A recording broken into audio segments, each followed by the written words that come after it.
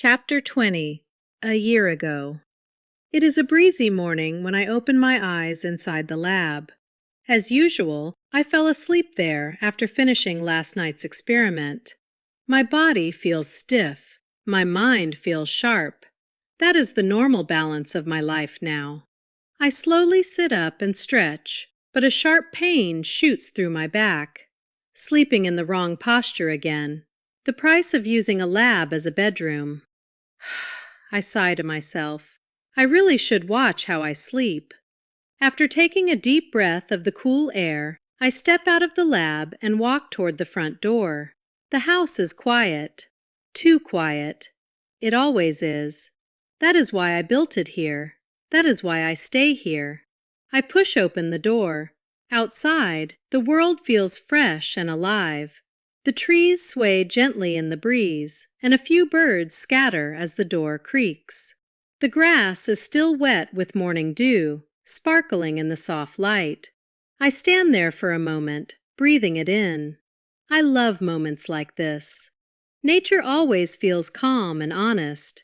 It does not ask questions. It does not judge. It does not care who I am or what the government calls me. Trees do not understand criminal lists. Birds do not know my face. But then I see something unusual. Near the old stone bench, a woman is lying on the ground, motionless, unconscious. For a second, my whole body freezes. Who is she? Why is she here? My mind moves quickly. Confusion rises first, then caution follows right behind it. I am not a normal man living a normal life. I cannot afford surprises like this. I cannot afford mistakes. I am wanted, a noted criminal. If this is a trap, I am dead. If this is a setup, I will be dragged out of here in handcuffs. My lab will be discovered. My work will be taken. Everything I built will be destroyed. I step back inside immediately. My hand moves fast. I grab my pistol from its hidden place and tuck it safely at my side. I do not wave it around. I do not point it, but I need it close, just in case. Then I return outside and walk toward the bench carefully. She is wearing a hoodie and denim jeans. A small backpack lies beside her like she dropped it and never picked it back up. Her hair spills out from under the hood, messy from the wind. She is pale.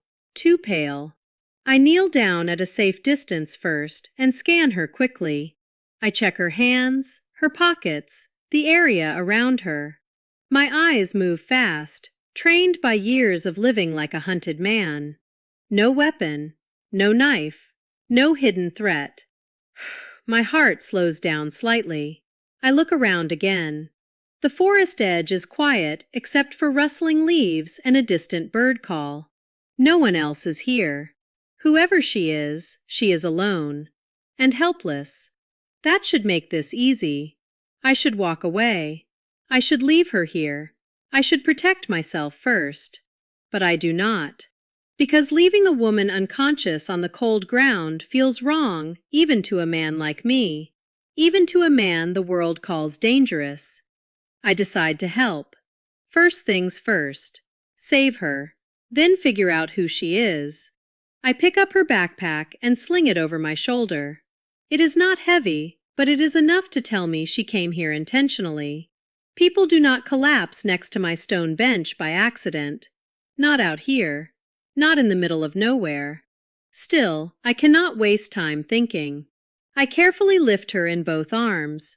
She is lighter than I expect. She feels fragile, cold.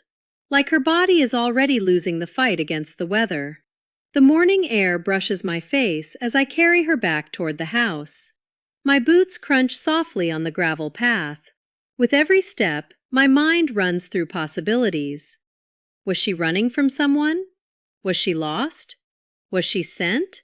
Did she escape? Did she fall? I do not know. But her skin is freezing. It is fall. The temperature must be around 40 degrees Fahrenheit. Last night's rain soaked everything, including her clothes. Her hoodie is heavy with water. Her jeans cling to her legs.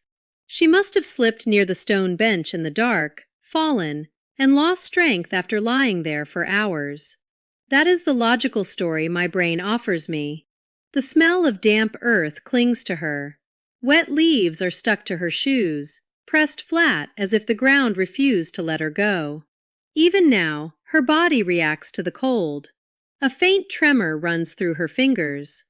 I carry her inside and head toward my bedroom. The house is silent. Outside, the rain has stopped, but water still drips from the trees. A cold wind moves through the open space. Inside feels different.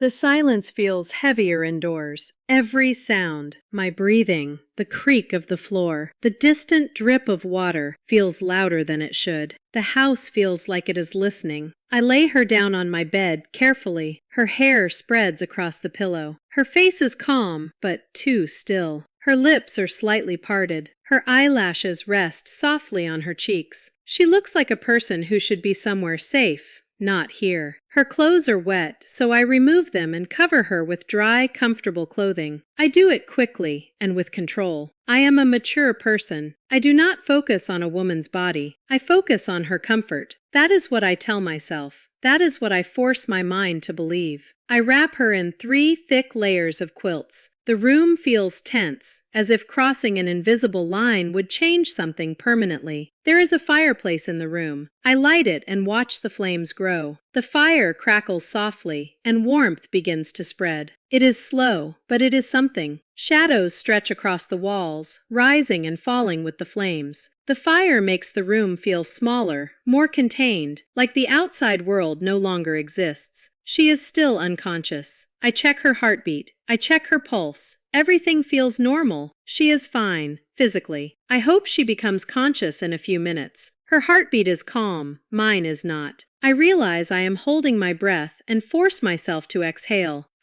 My chest feels tight. My mind feels restless. I sit on the chair near the bed and look at her. What a beautiful woman! The thought arrives without invitation. I do not chase it away fast enough. Then another thought follows it, softer but more dangerous. Beautiful inside and out. I almost laugh at myself. How can I decide she is beautiful inside without talking to her? That is not what I really mean. I know I am exaggerating. Humor slips in, thin and nervous, like a weak defense against something heavier. A man like me has to laugh sometimes, even if it is only inside his head. I have been alone for many years. No company, no touch, no warmth that comes from another person. When a man lives like that for too long, hormones start working at a high level. It is not my fault. I blame the hormones. Loneliness distorts time. Years blur together until the mind starts filling empty spaces with excuses. Then I get an idea. It is not a gentle idea. It is not a kind idea. It is an idea that feels cruel the moment it forms, but it does not leave. I do not push it away. The thought settles in slowly, like fog rolling into a valley. It does not rush. It waits. It grows heavier. Recently, I discovered a compound that can tune the brain's circuitry in a very specific way. It is not psychological hypnosis. There are no soothing words, no tricks, no persuasion. This is neuroscience, signal, response, control. With a thought and a trigger, they move when I want them to move. Stop when I want them to stop. Turn left, turn right, freeze, eat, sleep. As if their will is just another variable I can adjust. After the dose, they do not forget how to move or eat or survive. They forget recognition, familiarity, the little anchors that tell a mind, this is me, this is mine, this is safe. The old associations go blank, and the past stops reaching for them. What remains is the present, and the voice that fills it. People like to believe the self is sacred, untouchable. I know better. The brain is an instrument, and I have learned how to play it. I tested it on several mice, and the results were clean, repeatable,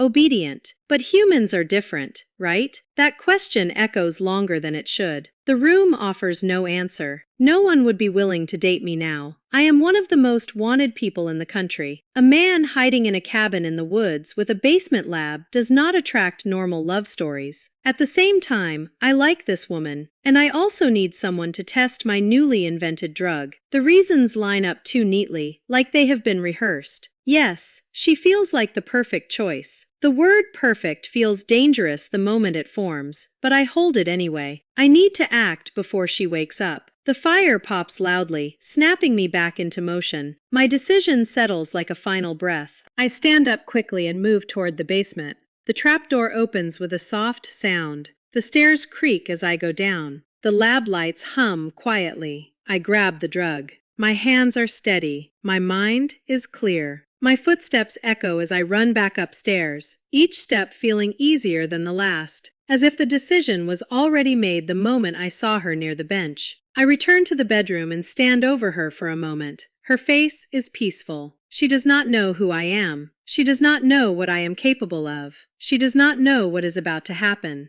I inject the drug. The moment the needle leaves her skin, I release a deep breath.